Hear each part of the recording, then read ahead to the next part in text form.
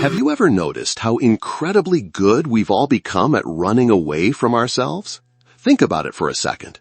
The moment the room gets quiet, the moment there's no music playing, no phone in your hand, no distraction to keep you busy, something stirs inside. Maybe it's a flicker of anxiety, maybe a wave of sadness, maybe just a restless emptiness you can't quite name. And almost instantly, the reflex kicks in. You reach for your screen, you turn on Netflix, you scroll, you text, you fill the silence with noise. Anything, absolutely anything, to avoid sitting there with your own thoughts. But here's the secret no one tells you. That exact moment, the one you keep running from, the silence you keep filling, that's where awakening begins. Not in some mountaintop temple, not in the middle of a perfect meditation, not with angels singing or fireworks exploding. Awakening begins the second you stop escaping yourself. The problem is, we've been conditioned to believe that silence is dangerous. We're told to keep busy, to always have a goal, to always be chasing something. Stillness feels foreign, even threatening, so we avoid it. We distract ourselves until distraction becomes our default way of living. We escape our feelings so often that facing them feels like facing a stranger. And yet, think about how exhausting this cycle really is. The more you run, the more the anxiety chases you. The more you numb, the louder the inner voice becomes when the numbing wears off.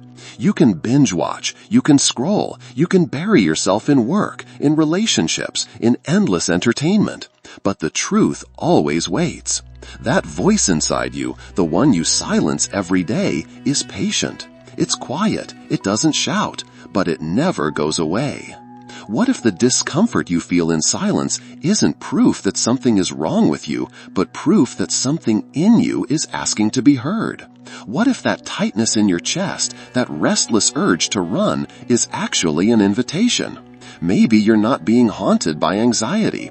Maybe you're being invited to meet yourself, the real you that lives underneath the noise. That's why awakening doesn't begin with light. It begins with discomfort. It begins with that raw, awkward moment when you finally stop filling the silence and just sit there. When you don't run, when you don't grab your phone, when you take a breath and whisper to yourself, "Okay, I'm here. Let's feel this." That's the doorway. And the longer you resist it, the more painful life feels. But the moment you step through, everything begins to change. Let's be honest. Escaping yourself feels easier than facing yourself. It's almost automatic. From the moment we're kids, we're handed distractions. Toys, TV, video games, anything to keep us entertained and quiet. As adults, the toys just change. They become careers, relationships, endless scrolling, shopping carts, gym routines, spiritual practices. We've been taught that discomfort is dangerous. So the moment sadness or fear shows up, we scramble for something external to cover it up. But here's the truth. No matter how fast you run, you can't outrun yourself. The anxiety you drown in work waits for you the moment you stop. The grief you bury under constant busyness rises again in the middle of the night when you can't sleep. The anger you avoid shows up in your relationships, spilling out at people who don't deserve it. Escaping doesn't erase your feelings. It only delays them, and the longer you delay, the louder they get. And yet, society rewards the escape. Think about it. The moment you feel anxious, there's a pill for that. The moment you feel sad, someone tells you to just cheer up. The moment you feel restless, you're told to stay busy, be productive, set new goals. Rarely does anyone say, sit with it, feel it, listen to what your pain is trying to say. Instead, we've been conditioned to fear our emotions, to treat them as problems rather than messages. But what if your emotions are not the enemy? What if they're the very guideposts you've been ignoring? That sadness you keep running from, it's not trying to destroy you. It's trying to show you the part of yourself that feels unloved. That anger, it's not proof you're broken. It's a boundary you've been ignoring, a truth you've been silencing. That emptiness, it's not a void to be filled with more distractions. It's a doorway, a call to return to yourself. Here's the paradox. The very feelings you've been running from are the keys to your awakening. Avoiding them only strengthens the prison, but sitting with them without judgment, without needing to fix them, is how you begin to break free. So yes, stopping the escape feels terrifying at first. It feels like standing in front of a storm. But the moment you stand still long enough, you realize something surprising. The storm was never here to drown you. It was here to cleanse you. If facing yourself is the doorway to awakening, then why does it feel so unnatural?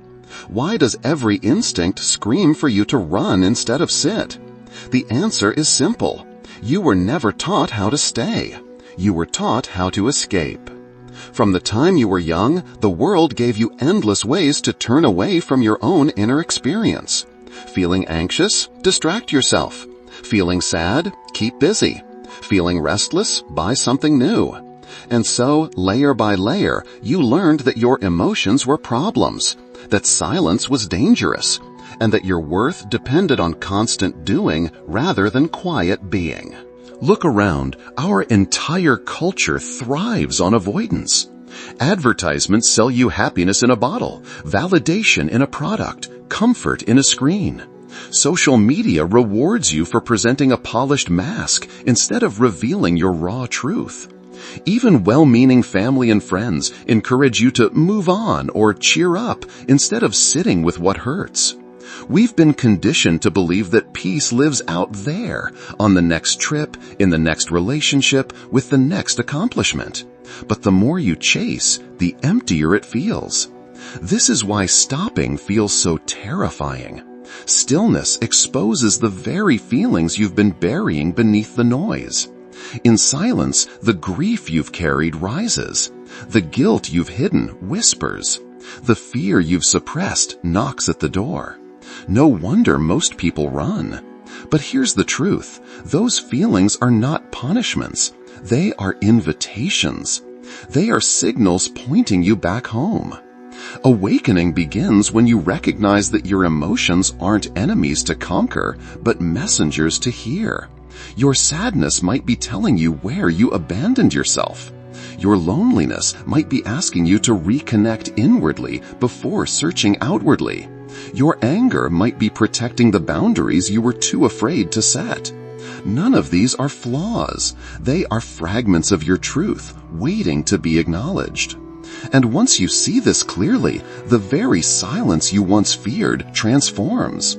It no longer feels like a void. It feels like a mirror, reflecting the parts of you that have always been there, patiently waiting for your return. Something extraordinary begins to unfold the moment you stop running. At first, it feels unbearable. You sit in silence and the waves come crashing in. Old memories you swore you forgot, buried emotions that ache like fresh wounds, fears that whisper you'll never be enough. This is the stage where most people give up because it feels like drowning. But look closer. Beneath the chaos, something deeper is happening. When you allow yourself to stay, when you stop reaching for the quick escape, your pain begins to shift. Not because you forced it away, but because you finally gave it what it always wanted, your presence. Think about it. Every part of you that aches, your sadness, your shame, your guilt, has been waiting for years to be seen. The moment you turn toward it instead of away, it softens. Like a child who has been crying alone in the dark, the simple act of being held changes everything. Presence is medicine. It doesn't erase the scars, but it transforms your relationship with them.